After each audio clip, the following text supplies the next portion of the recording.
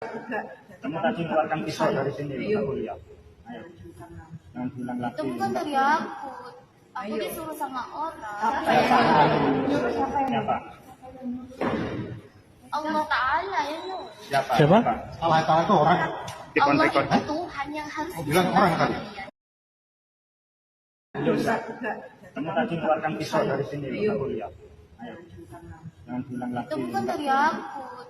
Aku disuruh sama orang. Bismillahirrahmanirrahim.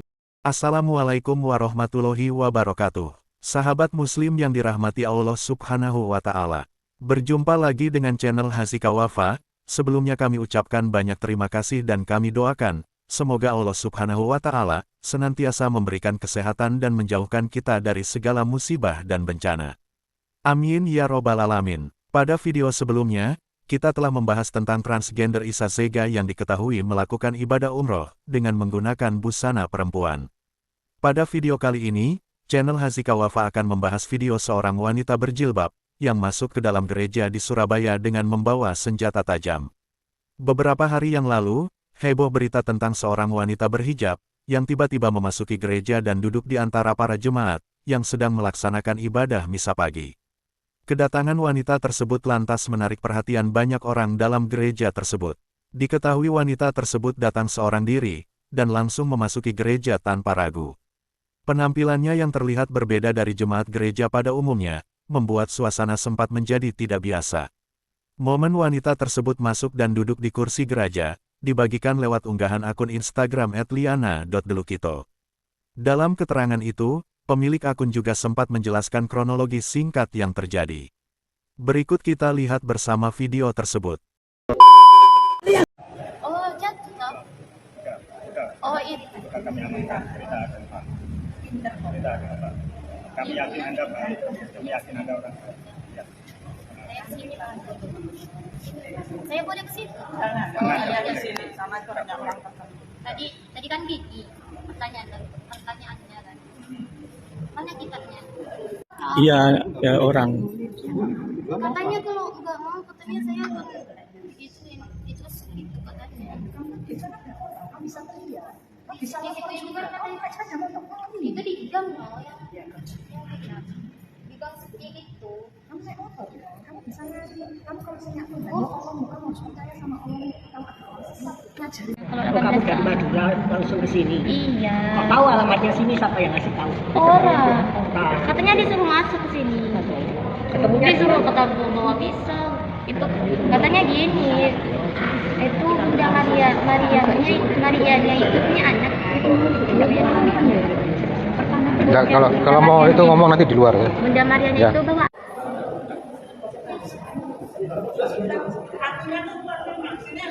Sahabat muslim yang dirahmati Allah subhanahu wa ta'ala. Peristiwa itu sempat ramai diperbincangkan di media sosial, mereka yang berkomentar bahkan membandingkan sikap umat muslim dan Nasrani ketika terjadi hal tersebut. Perempuan tersebut kemudian diamankan dan langsung dilaporkan ke pihak kepolisian. Usut punya usut, diketahui jika wanita berjilbab tersebut merupakan seorang dengan gangguan jiwa. Seperti ini judulnya, polisi sebut perempuan diduga bawa pisau masuk gereja di Surabaya, ODGJ. Jadi ada keterangan ODGJ di situ ya. Coba saya bacain dulu sedikit beritanya ya. Surabaya, sebuah gereja di kawasan Lakar Santri, Surabaya dimasuki seorang perempuan bercadar diduga membawa pisau. Polisi menyebut perempuan tersebut orang dengan gangguan jiwa, dalam kurung ODGJ teman-teman lah. Ya entahlah ya, memang benar ODGJ apa enggak, tapi polisi kan sudah punya dugaan bahwa ini ODGJ, tapi walaupun begitu tentu akan diselidiki lebih jauh ya. Ini siapa dalang dibalik ini semua, kan begitu. Kan jadi salah Islam terbuka untuk semua. Islam penuh dengan kasih sayang, Islam penuh dengan perubahan. Jadi kalau ada orang mengatakan Islam sumber terorisme, dia kurang baca, dia kurang pendalaman, dia kurang sehat. Itu poinnya. Kenapa? Karena orang-orang pelaku teror zaman dulu justru dengan datangnya Islam pada jadi baik. Ya, jahiliyah kan penuh dengan pelaku teror. Teror perzinahan, teror mabuk-mabukan, teror perampokan, teror perompakan, teror begal. Itu komplit deh. Pusat terorisme itu ada dalam kekerasan-kekerasan yang kadang-kadang nggak kita bisa bayangkan ekstrimnya. Dan ketika risalah Islam itu datang, mereka berubah jadi orang-orang baik. Jadi logika berpikir orang sekarang itu ada yang terbalik. Kalau mengatakan Islam menginspirasi terorisme, ini ada yang salah. Ada yang kurang baca, ada yang kurang sehat. Kan? Ada yang kurang pendalaman di dalamnya, kurang wawasan. Nah karena itu, belajar Islamnya harus yang sempurna, harus yang baik, yang benar. Ya, makanya saya sering katakan kalau ada orang-orang di pengajian mengajak Anda nembak orang, bom orang ini dan sebagainya, itu pasti ada yang salah. Jangan diikuti, tinggalkan, karena risalah Islam jauh dari yang demikian. Kecuali pada hal-hal yang dibenarkan secara syariat dan dalam membangun kemaslahatan dalam kehidupan. Ya, seperti dalam konteks misalnya bela negara, misalnya dalam konteks untuk beribadah, seperti panggilan jihad bisa mempertahankan keislaman kita karena negara kita diserang misalnya, dengan penyerangan itu bisa luntur kemudian peluang-peluang kita untuk ibadah. Ya, ke masjid jadi susah, ibadah jadi susah misalnya, maka kita di situ meniatkan membela ya supaya bela syiar keislaman kita melalui fasilitas bela negara, itu diperkenankan dalam konteks ini. Tapi kalau sembarangan tembak orang, bom orang, bunuh orang, itu hati-hati, itu pasti bukan dari keislaman. Ada yang bikin tuh, ada yang buat, dan pasti bukan dari Islam. Ya, jadi teman-teman mesti hati-hati dalam konteks demikian. Nah, saya mau katakan bahwa banyak orang-orang berubah dari belajar sanad ini. Termasuk ketika kita bicara tadi tentang Ibnu Abbas radhiyallahu taala anhuma. Abbas itu kan paman Nabi, pebisnis, pedagang. Aktivitasnya banyak. Tapi di balik kesibukannya, ya, dan apa yang beliau kerjakan dalam aktivitas bisnisnya, dagangnya, itu tidak menghentikan beliau untuk belajar kepada Nabi. Ya, walaupun Nabi SAW itu keponakannya, beda 3 tahun usianya ya dengan Nabi SAW. Itu kan paman Nabi, Abbas radhiyallahu taala anhu. Maka nggak semuanya bisa beliau waktunya gunakan untuk belajar. Waktu senggangnya, kalau kita mungkin akhir pekannya belajar dengan Nabi, ya, kemudian beliau melihat, saya ini ada kesibukan. Kesibukan ini bisa menguatkan pondasi keislamannya dan juga keluarganya. Ya, beliau mencari nafkah, keluarganya kuat, dari situ digunakan untuk beramal lagi, ya, bisa infak, bisa bantu orang, bisa macam-macam gitu kan. Nah, tapi karena nggak bisa maksimal belajar dengan Nabi, maka beliau investasikan anaknya. Ya, bapak bolehlah nggak hafal Quran, bapak boleh nggak hafal hadis, tapi anaknya mesti hafal. Cara berpikirnya demikianlah kalau kita ambil analoginya kepada kita. Ya, anak mesti lebih hebat dibanding kita, karena tantangan dia di masa depan lebih daripada kita saat ini. Itu filosofinya, dan itu ajaran Quran. Makanya ketika Allah memberikan gambaran tentang kehidupan ya Imran dengan istrinya Hannah, bagaimana mendidik supaya Maryam lebih baik daripada kedua orang tuanya, dan jadi baik. Kemudian Maryam punya anak Isa alaihissalam. Ya, Isa alaihissalam lebih baik daripada Maryam ibunya dan kakek neneknya. Kenapa? Karena tantangan di masanya lebih daripada sebelum-sebelumnya.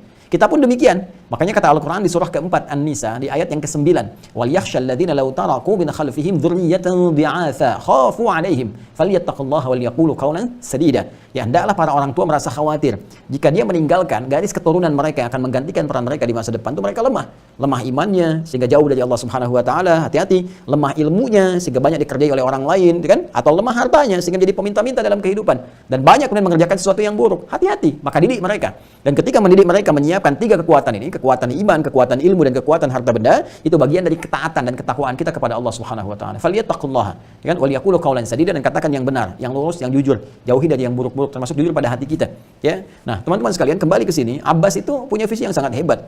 Ya, karena itu anaknya mesti lebih daripada beliau dari sisi pengetahuannya. Maka kemudian diinvestasikan ke majelis Nabi dari sejak kecil, dari usia belia, usia dini gitu kan, sehingga disimpan di majelis ilmu dan tumbuh kecintaan kepada Nabi SAW. Ya, makanya teman-teman, kalau anak-anak itu ditempatkan pada dunia-dunia. Semoga video ini bermanfaat bagi kita semua dan menambah tingkat keimanan kita kepada Allah Subhanahu wa Ta'ala. Wassalamualaikum warahmatullahi wabarakatuh.